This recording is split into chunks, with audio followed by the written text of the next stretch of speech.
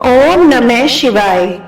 सावन सोमवार की आप सभी को हार्दिक शुभकामनाएं। सावन सोमवार के व्रत में कथा का पाठ करने का महत्व शिव पुराण में बहुत खास माना गया है। मान्यता है कि जो लोग सावन सोमवार का व्रत करते हैं उनको विधि विधान से पूजा करने के बाद व्रत कथा का पाठ जरूर करना चाहिए। सावन सोमवार व्रत की कथा। मृत्यु लोक में भ्रमण करने की इच्छा करके एक बार श्री भूतनाथ भगवान भोलेनाथ माता पार्वती के साथ मृत्यु लोक में पधारे। भ्रमण करते करते अमरावती नाम की अति रमणीक नगरी में पहुंचे। अमरावती नगरी स्वर्ग के सदृश सभी प्रकार के सुखों से परिपूर्ण थी। उसमें वहां के महाराज द्वारा बनवाया गया अति रमणीय मंदिर भी था। भगवान शंकर भगवती पार्वती के साथ इस मंदिर में निवास करने लगे। एक समय माता पार्वती जी भगवान भोलेनाथ को प्रसन्न देखकर बोली, हे महाराज, आज तो हम दोनों चौसर खेलेंगे। शिवजी ने प्राण प्रिया की बात को मान लिया और चौसर खेलने लगे।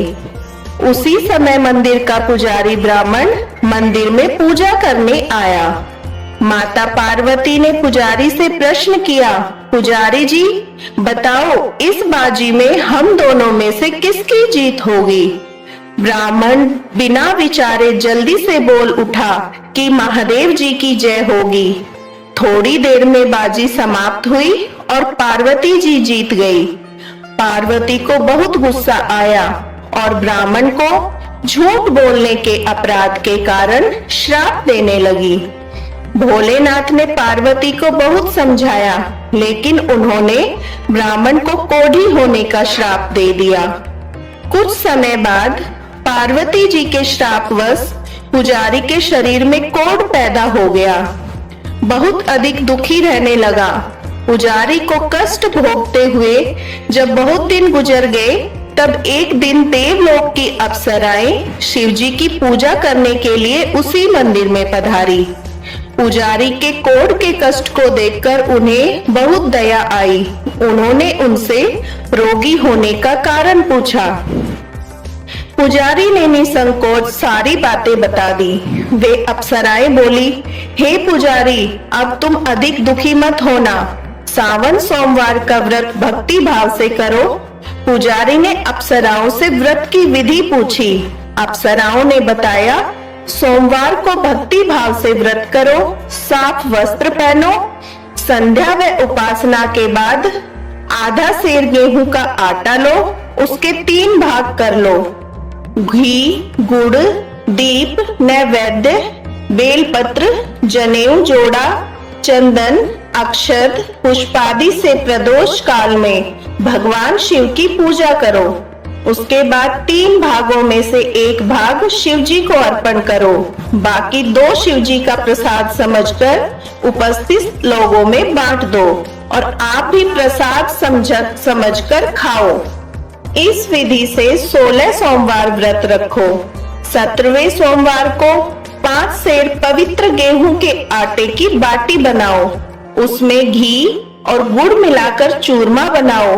भगवान भोलेनाथ को भोग लगाकर उपस्थित भक्तों में बांट दो। इसके बाद कुटुंब सहित प्रसाद लो तो शिवजी की कृपा से उसकी सभी मनोकामनाएं पूर्ण हो जाती है। ऐसा कहकर अप्सराएं स्वर्ग को चली गई। ब्राह्मण ने यथाविधि 16 सोमवार व्रत किया और शिवजी की कृपा से रोग मुक्त होकर आनंद से रहने लगा। कुछ दिन बाद शिवजी और पार्वती उस मंदिर में पुनः पधारे। ब्राह्मण को निरोग देखकर पार्वती जी ने ब्राह्मण से रोग मुक्ति का कारण पूछा कि ये उपाय बताओ कि आप किस तरह रोग मुक्त हो गए। ब्राह्मण ने 16 सोमवार व्रत कथा सुनाई। पार्वती जी बहुत प्रसन्न हुई। ब्राह्मण से व्रत विधि पूछकर स्वयं भी व्रत करने के लिए तैयार हो गई। व्रत करने के बाद उनकी मनोकामना पूरी हुई। उनके रूठे हुए बेटे कार्तिकेय स्वयं माता के आज्ञाकारी बन गए। इस प्रकार ब्राह्मण निरोगी हो गया और माता पार्वती की भी मनोकामना पूर्ण हुई। इसी तरह 16 सोमवार का व्रत करने से मनवांछित फल प्राप्त होता है और भगवान शिव जी की कृपा से सभी इच्छाएं पूर्ण होती है और मोक्ष की प्राप्ति होती है। ओम नमः शिवाय। ओम नमः शिवाय।